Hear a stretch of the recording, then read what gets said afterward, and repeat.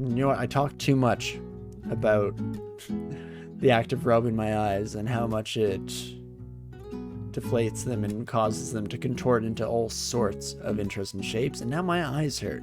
It's funny how body horror does that to you. Or really any type of description of effects to the human body can very quickly make you onset by the kind of sympathetic, psychosympathetic effects. Not sure if that's the right word for it, but if it's not, it should be, and I'm calling in the dictionary people. And holy moly. Again, that training goal that we set last time did not last nearly long enough for me to actually put in the thought as to where the heck we go from here. Yikes, yikes, yikes. But maybe it is just fire magic. Do we just bite the bullet? Let the cards fall where they may? And all sorts of other idioms and expressions fill in the blank here. I don't hate it. In fact, if we could just have that in the background and then maybe train a little bit more spell casting in the forefront here, so we have the spell levels in order to afford the rest of that. And then I actually want to see. I'm not sure if that was actually the right call here. Oof. The dream sheep are a problem. So I think I have to ignite poison just to make sure we take care of the dream sheep. If I can just survive a few steps, which I was able to. Perfect. Eventually the water moccasin is going to take the lead in this foot race, but not soon enough, my friends. So we do manage to hightail it out of there. Can reset and can probably run into those folks once more. You know, I'm sensing a bit of a theme to this area. Okay, and that immediately kiboshes the theme I was about to comment on. Thanks, DCSS. Never fail to make me hear the fool here. Or, I guess, immediately hit me with a correction to anything I say or do. Okay. I'm not lucky here. This son of a gun is gonna blow smoke in an untenable way, especially as I head towards this corridor. Don't have enough magic for the freezing cloud. So what do we do here? Hum-de-dum. Definitely don't want to use a potion of brilliance. Is there anything else? A whole rise for Kiku indeed. Even the dead, baby. But hey, K-Man, how's it going? I hope you're having a wonderful evening here as we try to decipher the best way forward away from our bullish friend here. Hey, named Cattleblevis. Well, 77 health, you're probably down to like 30. So Ice Blast technically could get us there. It might take a little bit. Alternatively, I could let you approach the bench and aim for a little bit of radiation to finish you off here, my friend. Actually, yes, the other two folks in the vicinity are about to be turned to stone. Please, any day now. Perfect. Thank you. And that gives us the necessary window to just walk away. Perfect. Well, still, all things considered, going fairly well as we continue to make our way through. +7 Bardiche. Vampiric, resist electricity, resist corrosion, strength. I mean, that's an okay stat stick. I'm going to pick that up just for the resist electricity. We don't currently have a source of that, I don't believe. So that is a nice potential option for us in the future. And let's do some IDing while we're at it here. Scrolls of Fear, that's another very wonderful consumable. Quite likely to save our lives at some point in the future. So always love to see it. And otherwise, we can probably just get back to regular exploration of the remainder of the floor here. Again, trying to be slightly more cognizant of our magic points and lack thereof as fights continue to go on and on. But okie dokie, another scroll of acquirement, huge gold piece selection this time, but Gloves of Satisfaction, I don't think I can refuse. Regeneration, resist corrosion is just kind of nice to have. Auxiliary out and equipment saves us the need to waste a ring slot on that in the future. You know, if we end up going to slime, which on this character, it's very likely to be the case. So, I mean, it's got to be the gloves, right? Regen is just incredible. To have it on multiple sources, again, we don't have the health pool to really facilitate said regeneration, but that's fine. That's not the end of the world by any stretch. So, I'll tell you what, I'll take you up on it. And one lone dream sheep. That can't be enough of you to put some to sleep, no matter how slow they are counting, right? Okie dokie. As for the rest of you, just taking care of you the old-fashioned way. Fire magic sprinting through the ranks here at a wonderful rate. And you know what? I think I will just fridge ya. Goes against the entire ethos that I've kind of been alluding to for the last little while here, which is being mindful of magic point management, I guess. But that's neither here nor there. It worked out this time, so as long as I'm never punished, it's got to be the right play, right? Such is always the case. Some post-event ad hoc rationalization that makes it seem like it's okay when I think most of you folks are aware that that is likely not the case. I'm a demon trident of electrocution. That is very, very nice. In fact, I am still carrying the short sword that I have no intentions of really touching or using. So sure, I'll pick up a demon trident. Will I ever use it? Unlikely, but unlikely is not never. At least last time I checked. It's been a while, but I'm gonna stick with that for now. And not too bad here. So I think with Lair completely cleared and out of the way, I'm probably gonna head back to regular dungeon for now. I did want to double check. Describe this for me, please. So if we ask for forbidden knowledge, we get Haunt, Revivify, Infestation, and Death's Door. I mean, I don't know if I care that much about pain branding a weapon. If we do end up pivoting into necromancy, then the pain brand has some pretty solid usage in our future. But I wouldn't mind some of this utility. In fact, if I could just get to the point where I'm comfortable casting all the blasting and casting I could possibly want in life, I'll probably be happy to shovel some additional points of experience into necromancy just to get some of these utility spells. Death's Door could easily keep us alive a step further than we otherwise might be able to. I mean, the flip side is that I'm in no real rush, so I'll just close that menu for now, but something to keep in the back of the old brainstem here. Fire magic still not quite at the point of even starting to make a dent on ignition, and that's why we set that cap to 20. You'll probably actually need to go higher than that, potentially up to like 24. But that will be a concern for future me. And let's just head back to your regularly scheduled dungeon. Welcome back, folks.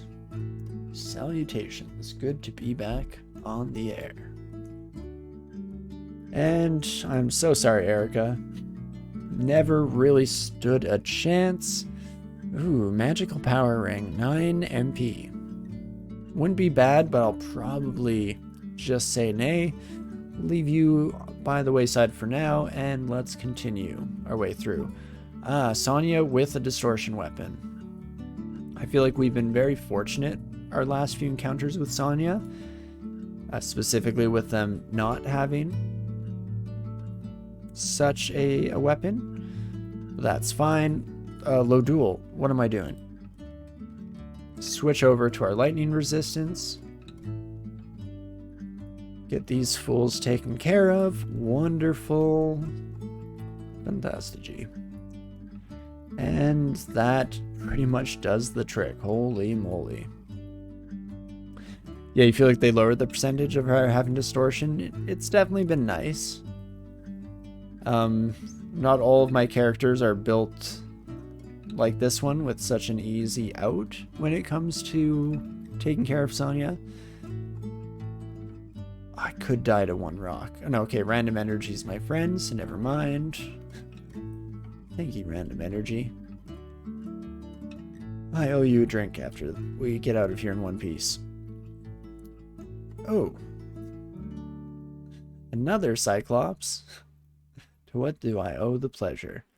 Oh, and you, my friend, are a bit of a pain.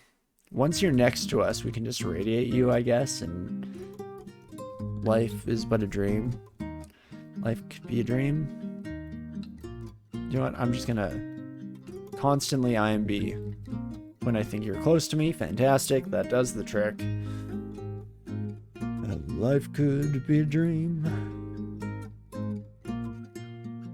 Definitely slightly terrifying to take care of the Cyclops, knowing that a couple of nasty hits is all it takes to knock us down a peg.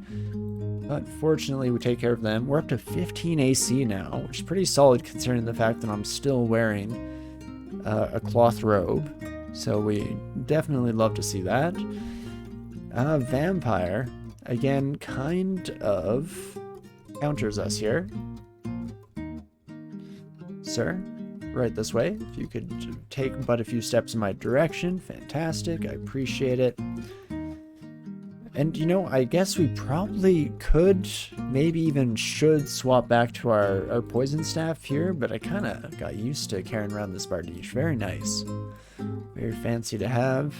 And no guarantee that the next time we come across the lightning themed enemies, I will have the wherewithal to remember I need to swap into that. But hey, that's not a problem for us at the moment. That's a problem, again, for future us, so let's just not worry too much about it, because we'll be fine.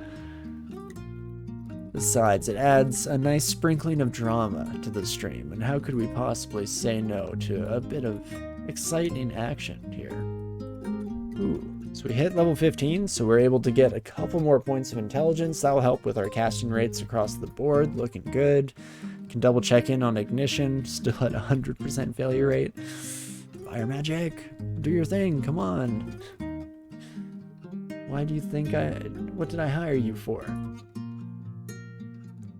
Holy moly. Well, centaurs are another deal compared to the last time we encountered them in force here, so love to see that. And in fact, all of you are just melting to the overwhelming power of OTR, which we love to see. Gargoyle, of course, will not follow in suit, so we will make sure to give you some extra special treatment, my friend. And in fact, what is there for me to do but Syrian Ray while I wait for you to approach? There we go. Fantastic. And hopefully that's about as rough as it gets here. We do have another ID, so we can actually just ID this right away. I believe Torment Scrolls become kind of interesting on this character, because we're protected. I don't know what that protection looks like. I'm assuming it's not immunity. I'm guessing it's like half damage, so we'll only lose a quarter health every time, but I couldn't tell you. What's random energy? So it's essentially that enemies generally move at a set pace. Most enemies, you know, let's use an orc for example here. It's the same as the player. So as we're both stepping away, you know, if there's a 1 gap space between us, it'll always be 1 gap forevermore. And that's how it has been for a couple versions now. I forget, Attacks of Opportunity, when they were first added, that's when they removed random energy. Essentially back in the day, it used to be a mechanic that people tried to abuse for like pillar dancing and things like that, because if you could get lucky, create a gap with a step, suddenly you were free to run away, at least until random energy struck you the other way. Which I guess it would help if I actually gave the explanation there, because instead of it being 1-to-1, they're always moving the same speed, random energy gives slight leeway on either side. So there's a slight chance that enemies will move faster than normal and take 2 steps in 1 turn, or there's a chance they'll move slower than normal and they won't take a step in that 1 turn, or 10 AUTs, 10 aughts, as it is in this game. So that's the basics of it, you know, slight chance to catch up or fall behind. And they just, in this latest version, in 0.31, re-added in random energy, I believe. Could definitely be just losing my mind, in which case, correct me, please. Anybody who knows the scoop there or has the inner workings. But that is the basis of it. So sometimes you'll get lucky, and in our case, I believe it was in one of those recent encounters that we had an enemy lose out due to random energy, so they lost a step on us, allowing us to walk away without attacks of opportunity being a problem. So it's interesting how those two interact, and it kind of made sense to me with the addition of attacks of opportunity that they removed random energy. And I'm not actually sure what the rationale was behind adding it back. I'm not necessarily unhappy about it. I couldn't really care one way or the other. I kind of like random energy to a certain extent because I am a fan of games being a mix between skill and randomness. It's that randomness that makes it interesting, right? Because if it's purely skill, then you have very what's the word I'm looking for here? It's not programmatic, but it's games where everything is predestined from step 0. You know, as long as you follow these steps exactly, you're guaranteed to win because there's no randomness. But there is a better word used in game design that I'm blanking on completely here. And I think one example of that I often think about is, I believe there was a game called Prismata back in the day. Deterministic is close. That might be what I'm scrambling for, and I'm just making up some version in my head. Solved, again, very, very close. I appreciate the inputs. But Prismata was a game that was a 1v1 kind of deck builder, similar to things like Magic, except it was very much this kind of deterministic solved approach, and it was all about the math. So you just had to look at what you had available on your side, what the opponent had, and you could predetermine who was going to win any game as long as everyone played perfectly. Still can be fun because the rub there is that humans, for the most part, and definitely this human, do not play perfectly. And so that's why even games like checkers can be fun as long as people don't know what they're doing. If someone knows what they're doing in checkers, that's a game that is super solved, and even the human brain is capable of wrapping around it and, I guess, resolving the game in the same fashion every single time. Chess is similar, but at least is complicated enough that I think it gets away from all that because, again, humans are not computers. Even with computers, I mean, we have a lot of the very cool chess AIs, but it's my understanding that the way that problem is handled in that context is that they actually give the AI opponents kind of a predetermined start and then let them go nuts from there. So you kind of purposefully give them an interesting scenario that you know will result in some fun jankiness down the road. But anyway, all that to say that I'm definitely a bit of a sucker for, again, the gambling side of things. I like to fancy myself a lucky individual, and when I can either have that opinion vindicated by a game or have it thrown back in my face in hilarious fashion, that sounds like a pretty good time for me either way. So generally, I look for a little bit of that. I think DCSS really threads the line on that in a fun way, because for the most part, things are very straightforward mechanically, you know, and the randomness just comes in with like damage rolls and chances to hit, stuff like that, that gives you a little bit of that, ooh, I could die here, or just maybe this one time, I'll keep getting away with it. And I think that, again, DCSS just threads that line in a very fun way that is immensely satisfying for myself, and I'm sure many of the other players out there, which is why it is a cult classic for sure amongst the people who play it. Wait a second, can you banish me? No, okay, you're the Arcanist, it's the other one that I have to be scared of. Fortunately, we do have a ring of willpower that we've had since the early days of this run. That was from last week. Yeah, found it on level 1 of the dungeon, so about as early days as it can get, really.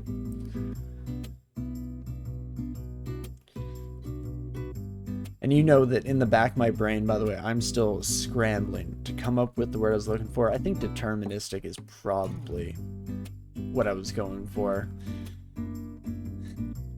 But I won't boggle you down any further with that, and instead it can be something that I just designate. We have like a compartment in my brain functions that's now frantically pouring through my lexicon of available words, trying to find something, anything that fits the bill there. But we'll just let that run on the back burner there for a little bit, and instead focus more so on the run in front of us here.